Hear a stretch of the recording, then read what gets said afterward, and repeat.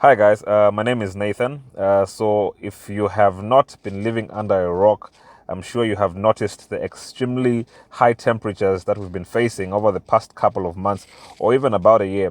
And I'm sure you've also noticed the irregularities when it comes to the rainfall patterns. So all these issues are being attributed to an event called the El Nino phenomena, right? If we track back to February 29th, 2024, President Hakainde Hichilema declared a drought crisis brought on by El Nino and climate change, right? So the president stated that the lack of rain has devastated the agricultural sector and has affected more than 1 million families. So the Zambian authorities even went further to state that 50% of the 2.2 million hectares of maize planted has been destroyed. So that being stated, in this video today, I would like to define what El Nino is and what its impact on the Zambian economy may be. Yeah. So El Nino is basically a climate event characterized by the warming of sea surface temperatures, right? So it happens on the Pacific Ocean around the equator area.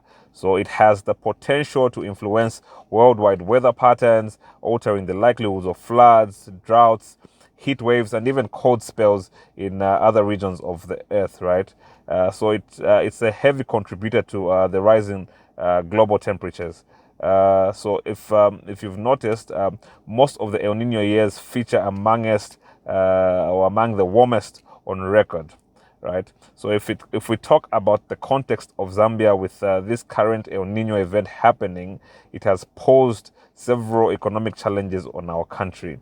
So the first impact would be the impact on agriculture. So as I have stated, we have seen this firsthand. We've lost a lot of crop due to the high temperatures and the lack of rainfall. So reduced rainfall and water scarcity it definitely leads to a lower crop yield, affecting issues with regards to food security and farmer incomes, right?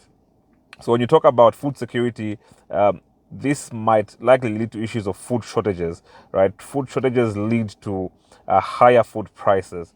Higher food prices leads to an increase in inflation. So all these contribute to inflationary pressures, right? And this is particularly concerning given Zambia's already high inflation rate of 13.5%, which is way out of the target range of 6 to 8%.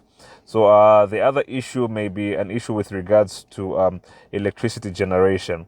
So lower water levels in hydroelectric dams such as the Kariba that reduces the country's capacity to generate electricity. So this is already in effect as we have seen the return of load shedding, right? So this definitely has led to power shortages, and this may also increase our reliance on costly alternative sources of energy. We might also need to go the route of importing energy, and that means we might need dollar to pay for those imports. That puts extra pressure on the kwacha. So overall, this impacts livelihoods, right? So the El Nino impacts a lot of livelihoods, especially in rural areas where agriculture is the main source of income. So definitely leading to poverty and inequality, right? So at the end of the day, it's all about the bottom line, right? So the combination of these factors result in reduced economic growth as lower agricultural output and higher inflation constrain consumer spending and investment. So I'm sure the government has already started acting on these issues, but just to talk about it, the policymakers in Zambia may need to adopt quite a number of measures to mitigate the impact of El Nino on the economy. So these measures would include implementing targeted support programs for affected communities, diversifying the economy to reduce reliance on agriculture, implementing prudent monetary policy to control inflation, and stabilizing the currency. Also doing heavy investments in technology with regards to us being able to read weather or the weather patterns accurately in order to give the farmers proper information with regards to as to when to start planting their crop, right? So lastly, it would be important to note that while El Nino can have significant impacts on weather and climate, it's a natural part of the Earth's climate system, right? But however, climate change is expected to influence the frequency and intensity of El Nino events in the future, potentially leading to extreme weather conditions. So when it comes to climate change, we all need to play our part.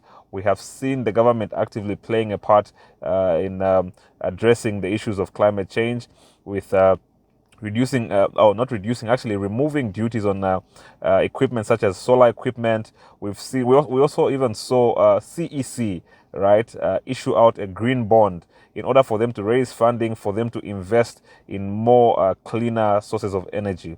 So everyone definitely has to play a part. Otherwise, that's it from me today. I would appreciate if you subscribed on my YouTube channel, The FinLab with Nathan. You can follow me on Facebook and LinkedIn as well. That's it from me. That's thanks and goodbye.